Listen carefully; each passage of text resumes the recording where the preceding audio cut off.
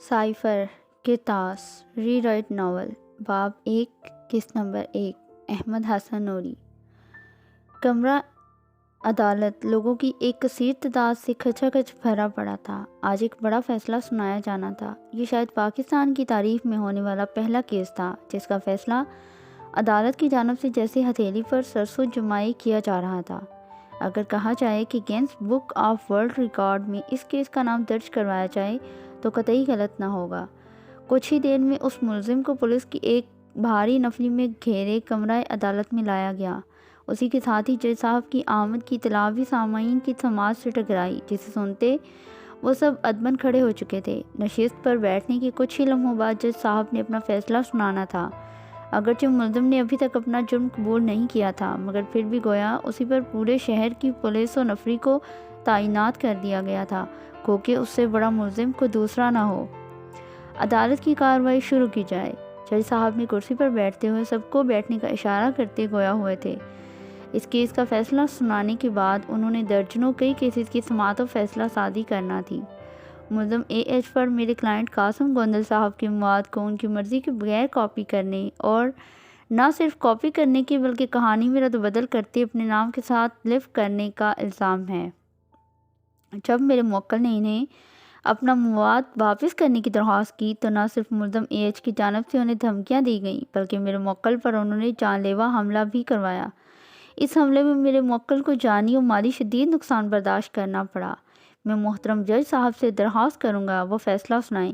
اب مزید عدالت کے وقت کو برباد کرنے کی ضرورت نہیں ہے، استغاثہ کی جانب سے کہا گیا تھا۔ جی تو AH آپ کچھ کہنا چاہیں گے؟ جج نے قلم ہاتھ میں پکڑتے AH کی جانب ایک نظر دیکھ کر کہا، محترم جج صاحب ہمیں کچھ مزید وقت دیا جائے۔ AH کے وکیل نے اس کے بولنے سے پہلے ہی جھٹ سے کہا تھا، کہیں وہ کچھ کہتے جج کا موڈ ہی نہ خراب کر دے۔ وقت کس بات کا چاہیے آپ کو احمد صاحب؟ جج نے حیرت زدہ نظروں سے بھویں اچکائیں۔ ہمیں کچھ مزید شواہد جمع کرنے کے لیے وقت چاہیے تاکہ ہم اپنے کیس میں کچھ وزن پیدا۔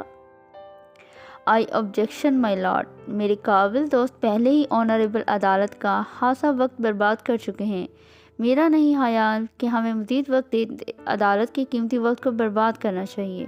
پروسیکیوٹر وکیل نے احمد کی جانب تنزیہ مسکراہٹ اچھالی، جس کے دلائل اس وقت اس کے کسی کام نہیں آ رہے تھے۔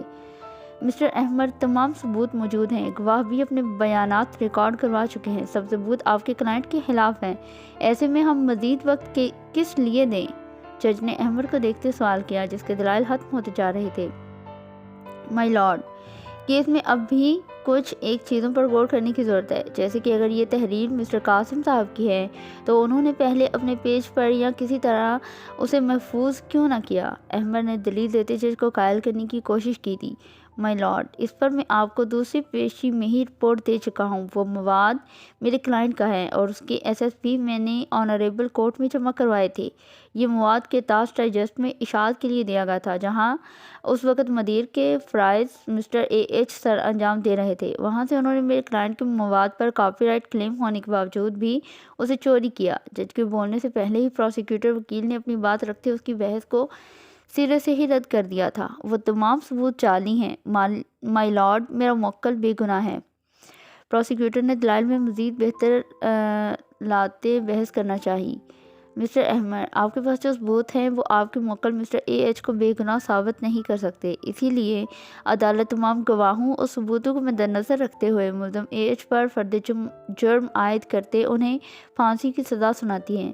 اس کے ساتھ ہی جج نے قلم توڑ کر عدالت پر ہاس کر دی تھی۔ پورے کمرے عدالت میں سکتہ سا چھا چکا تھا۔ جج تو اپنا فیصلہ سنا کر جا چکے تھے، مگر شاید یہ جانے بغیر کہ کتنوں کی زندگیاں اس فیصلے سے متاثر و تباہ ہونے والی تھیں۔ ملک میں سیاسی انتشار ہر سو پھیلا ہوا ہے۔ ناظرین، ابھی موصول ہوئی تازہ ترین اطلاعات کے مطابق ملک کے مشہور و معروف مصنف AH پر عدالت کی جانب سے دفعہ 307 کے تحت 6 مہینے سزا، 1 لاکھ جرمانہ، دفعہ 201 ثبوت کا خاتمہ کے تحت 6 مہینے سزا اور 1 لاکھ جرمانہ، کاپی رائٹ لاء کے تحت 5 سال سزا اور 5 لاکھ جرمانہ۔ اس کے علاوہ دفعہ 511 کے تحت ان کی سزا کو پھانسی سے ہٹا کر عمر قید میں تبدیل کر دیا گیا ہے۔ وہ اپنی آج تک لکھی گئی تمام کہانیوں سے 50% جرمانہ قاسم گوندل صاحب کو ادا کریں گے۔ اینکر پرسن مستعدی سے چیختے ہوئے بول رہی تھی، جبکہ ٹی وی کے سامنے وہ ساکت و جامد بیٹھی تھی۔ بہت اچھا ہوا اس کے ساتھ، اسی لائق تھا کمینہ، کسی کی آواز اس کی سماعتوں سے ٹکرائی تھی۔ ہاں، بہت اچھا ہوا اس کے ساتھ، جس نے بھی یہ کیا ہے بہت اچھا کیا ہے۔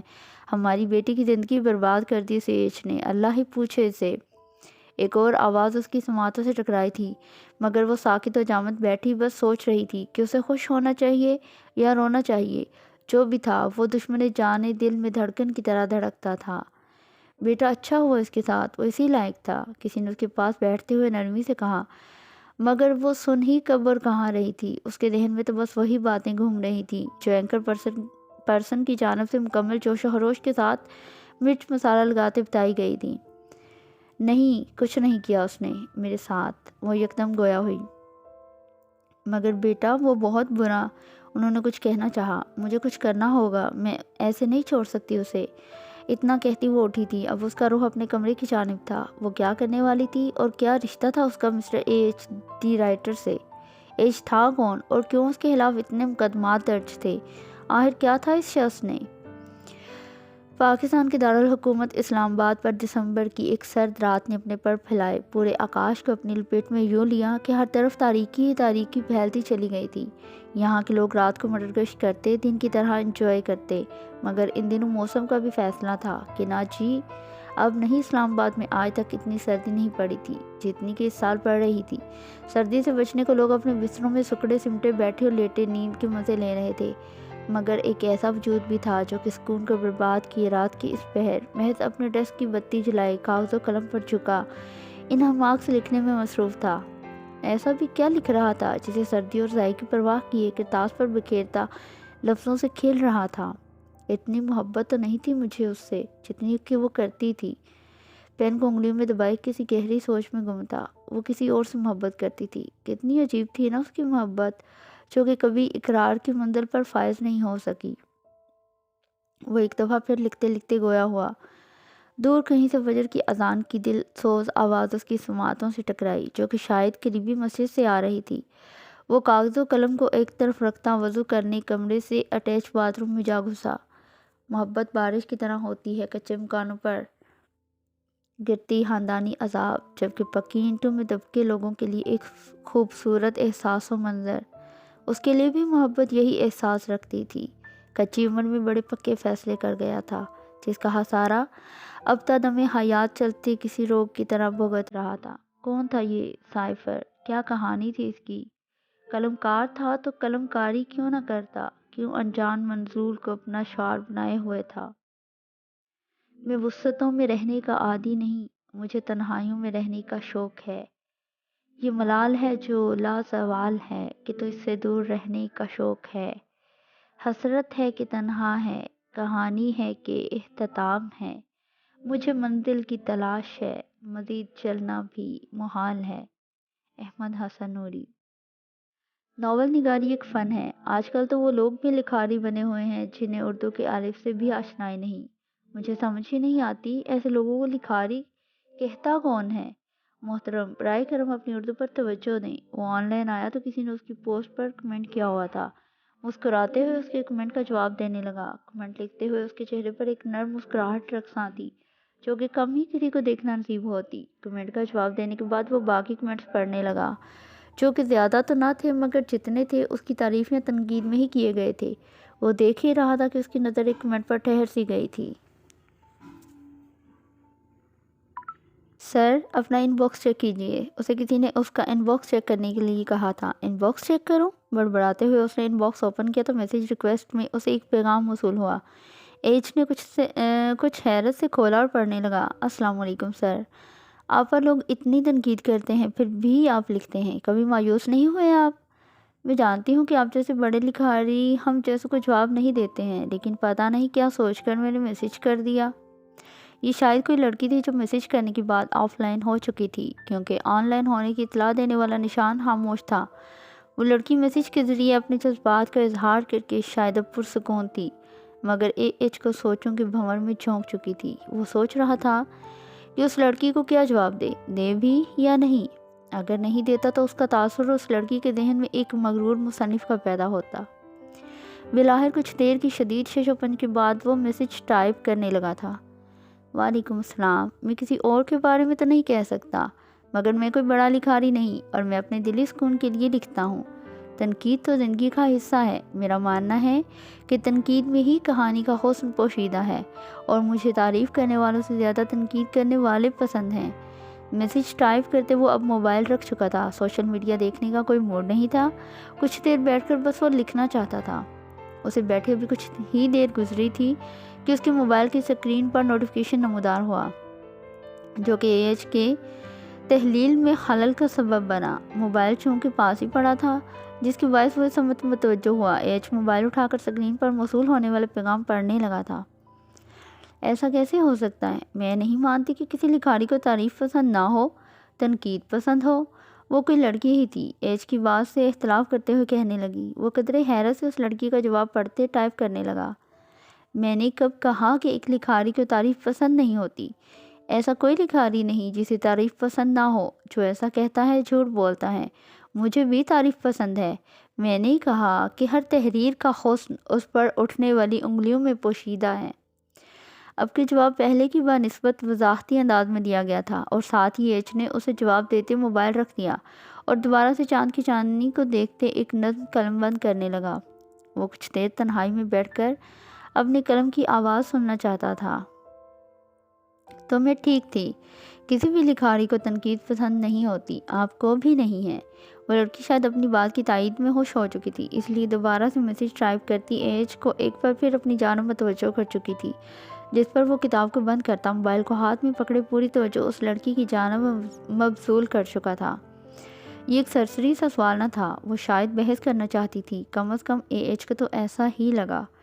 جی آپ ٹھیک تھیں، لیکن اپنے مطلب کی بات پکڑنے میں نے ساتھ میں یہ بھی کہا تھا کہ ہر تحریر کا حسن تنقید میں ہوتا ہے، اور جس میں تنقید برداشت کرنے کی طاقت نہیں ہوتی، میرے نزدیک وہ لکھاری ہی نہیں ہے۔